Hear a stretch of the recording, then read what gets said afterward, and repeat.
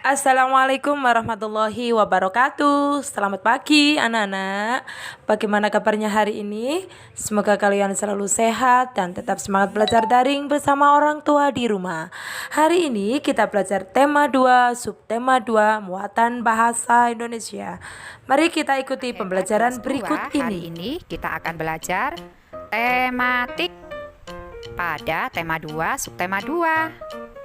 Muatan pelajaran Bahasa Indonesia KD 3.2 dengan materi menyebutkan kembali isi teks pendek tentang keragaman benda. Sebelum belajar, kita berdoa terlebih dahulu ya anak-anak hebat. Semoga ilmu yang kita dapat hari ini bisa bermanfaat bagi kita semua. Amin. Anak-anak hebat menyebutkan kembali isi teks pendek dapat dilakukan setelah mendengarkan atau membaca teks. Dengarkan atau bacalah teks dengan seksama agar kamu dapat menemukan informasi dalam teks tersebut. Misalnya, informasi tentang keragaman benda. Setelah membaca teks, kamu dapat menjawab pertanyaan tentang isi teks tersebut. Bacalah seluruh teks dengan seksama ya anak-anak hebat. Kemudian pahami isi teks. Jika masih kurang paham, ulangi membaca teks tersebut. Tulis atau ingatlah hal-hal penting di dalam teks tersebut. Sekarang ayo bacalah teks berikut ini ya anak-anak hebat. Lalu jawablah soal-soalnya. Benda padat. Benda padat banyak terdapat di sekitar kita. Benda padat mempunyai bentuk tetap. Ukuran benda padat juga tetap. Contoh benda padat adalah simpai. Jika dipindahkan dari meja ke lantai, bentuk dan ukuran simpai tidak akan berubah. Jika simpai dipindahkan lagi ke lemari, bentuk dan ukuran simpai juga tidak akan berubah. Adapun dipindahkan ke berbagai tempat, bentuk dan ukuran benda padat akan selalu tetap. Sekarang jawablah pertanyaan berikut ini ya anak-anak hebat berdasarkan teks bacaan. Yang pertama, bagaimana bentuk benda padat? Berdasarkan teks bacaan, benda padat mempunyai bentuk tetap. Lalu, bagaimana ukuran benda padat? Ukurannya juga tetap ya anak-anak hebat. Apa yang terjadi jika sebuah buku dipindahkan dari dalam tas ke dalam lemari? Tentu saja bentuk dan ukuran buku tetap, karena buku termasuk benda padat. Ingat ya anak-anak hebat, ciri-ciri benda padat yaitu jika dipindahkan ke berbagai tempat, bentuk dan ukurannya akan selalu tetap. Selanjutnya, bagaimana bentuk buku tersebut setelah dipindahkan? Bentuknya tetap. Sekarang yang terakhir, apa simpulanmu anak-anak hebat? Benda padat mempunyai bentuk dan ukuran yang tetap. Sekarang berilah tanda centang pada kolom yang sesuai ya. Manakah yang termasuk benda padat? Yang pertama, nama bendanya yaitu kursi. Kursi termasuk benda padat atau bukan ya? Coba kalian perhatikan kursi di rumah kalian ya anak-anak hebat. Bentuk dan ukuran kursi selalu tetap. Jadi kursi termasuk benda padat. Selanjutnya ada meja. Bentuk dan ukuran meja juga selalu tetap, tidak berubah. Jadi termasuk benda padat. Lalu ada minyak ya anak-anak hebat. Minyak jika kita tuang ke dalam botol bentuknya seperti botol. Jika ditaruh di dalam gelas bentuk. Anak-anak hebat, masih ingatkah kamu apakah benda cair itu? Apa saja benda cair yang ada di rumahmu ya? Benda cair berbeda dengan benda padat. Bentuk benda cair menyerupai bentuk wadahnya.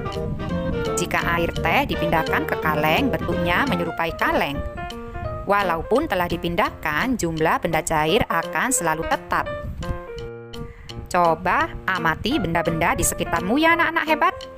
Manakah yang termasuk benda cair? Nah, contoh benda cair di sekitar kalian yaitu air minum, air teh, sirup, susu, dan minyak. Sekarang, apa kalian mengetahui makna kata-kata berikut ini? Yang pertama ada bentuk. Bentuk yaitu rupa atau wujud yang dapat diraba. Lalu ada ukuran. Ukuran yaitu panjang, lebar, luas, dan besar suatu benda. Selanjutnya ada jumlah. Jumlah maknanya yaitu banyaknya sesuatu. Sekarang tulislah kalimat dengan menggunakan kata-kata tersebut ya anak-anak hebat. Yang pertama menggunakan kata bentuk. Contohnya yaitu bentuk air akan selalu mengikuti wadahnya. Yang kedua ada kata ukuran. Contoh kalimatnya yaitu ukuran sepatuku lebih besar daripada ukuran sepatu adik. Lalu buatlah kalimat menggunakan kata jumlah. Contoh kalimatnya yaitu Penny memiliki buku berjumlah 6. Anak-anak hebat, kita dapat menyentuh benda padat dan benda cair dengan tangan kita. Kita juga dapat melihat benda padat dan benda cair dengan jelas. Buku, pensil, air, dan susu dapat dilihat dan disentuh. Bagaimana dengan benda gas? Bisakah kamu melihat dan menyentuhnya? Perhatikan balon ya anak-anak hebat. Bagaimana bentuknya? Balon berbentuk bulat, padahal di dalamnya terlihat kosong. Di dalam balon berisi udara. Udara merupakan benda gas. Bagaimana dengan pesawat kertas yang bisa terbang? Pesawat kertas bisa terbang karena adanya angin. Angin adalah udara yang bergerak. Angin juga termasuk benda gas ya anak-anak hebat. Gas tidak bisa dilihat dan disentuh, namun gas menempati ruang. Sesuatu yang menempati ruang berarti memiliki volume. Gas memiliki volume meskipun tidak dapat dilihat dan disentuh. Volume dan bentuk benda gas berubah-ubah. Informasi apa yang dapat kamu peroleh dari teks tersebut ya anak-anak hebat? Informasi yang diperoleh dari teks tersebut yaitu contoh dan ciri-ciri benda gas. Dapatkah kamu menceritakan ciri-ciri benda gas anak-anak hebat? Nah, ciri-ciri benda gas yaitu yang pertama tidak bisa dipegang. Kemudian yang kedua tidak bisa dilihat. Yang ketiga bisa dirasakan. Kemudian yang keempat memiliki volume. Dan yang kelima, volume dan bentuk benda gas berubah-ubah. Sekarang beri tanda centang pada benda yang mengandung gas dan tanda silang pada benda yang bukan gas. Gambar yang pertama ada gambar es batu di dalam gelas.